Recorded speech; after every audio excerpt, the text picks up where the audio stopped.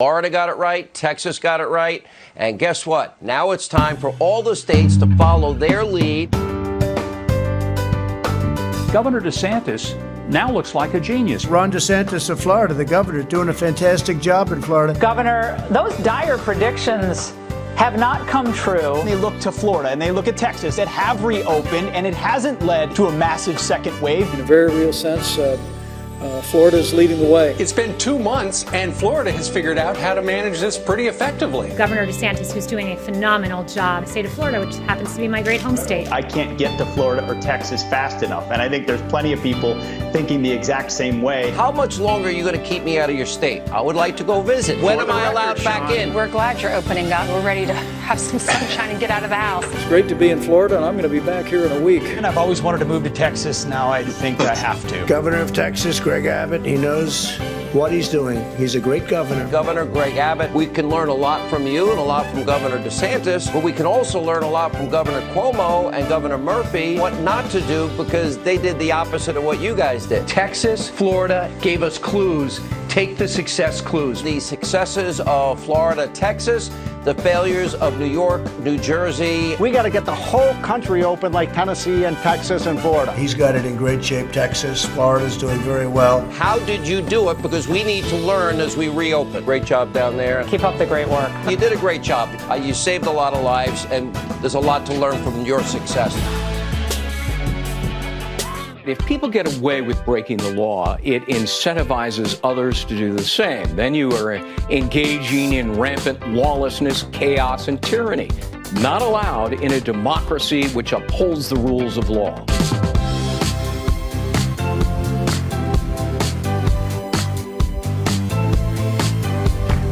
Supporting these protesters that are breaking the law. These people should be arrested. They act like animals in the street.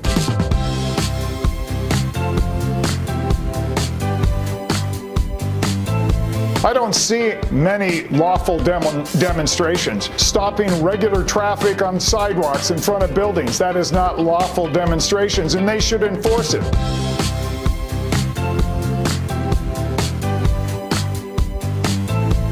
These thugs, they all should be locked up, thrown in jail for any type of crime. I don't care how little it is. Put them in jail. Forget politically correct garbage that everybody talks about.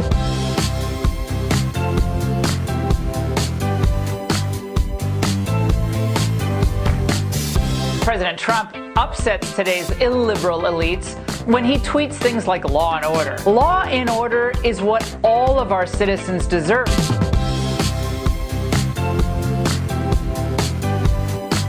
If people broke the law, they have to be held accountable, because if we just allow that to happen, then we invite that type of crime in the future. That's why the rule of law matters.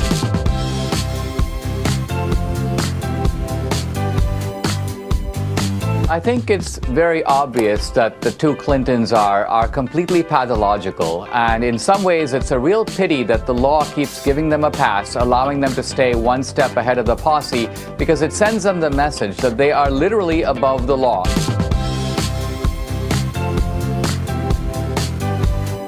The crimes that were committed before, during, and after Benghazi are the things that really she ought to be held to account for. When it was happening, nothing was done about it, and afterwards they had to lie to cover up their tracks.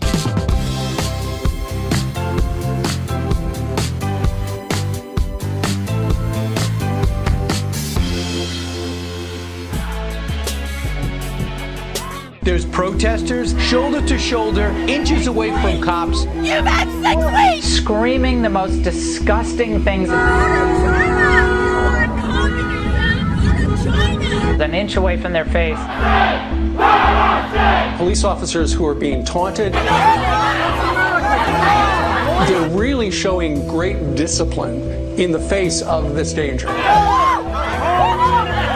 One thing I would hope that mothers and fathers need to raise children who respect authority. Are you stupid? You need people off the streets. The minute someone steps in the street, blocks traffic, and breaks the law, I'm sorry, but you're going to have to go to jail. Demonstrators blocked traffic on streets around the Capitol. They must be stopped. A packed restaurant in Colorado defied state orders and opened on Mother's Day. See what I mean? They don't care.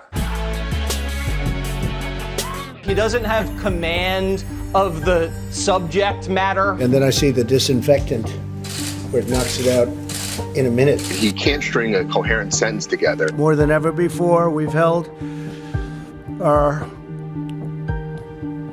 rate, the numbers, everything we've done. Stumbles all over his sentences, starts rattling off. They can do as they want. They can do what they have to do. They know what they have to do. We've already seen how his mental faculties are declining. But you know, they had a debate it was really a rough time in our country. He's just not articulate enough to be the leader of the free world. We want to win the war with as few, if you look at it, just deaths as possible. Day after day, it's embarrassing to watch him. We have, I call it the super duper missile. He lies with ease. Anybody that wants a test can get a test. Some of his appearances lately have been just downright disturbing. I happen to be taking it.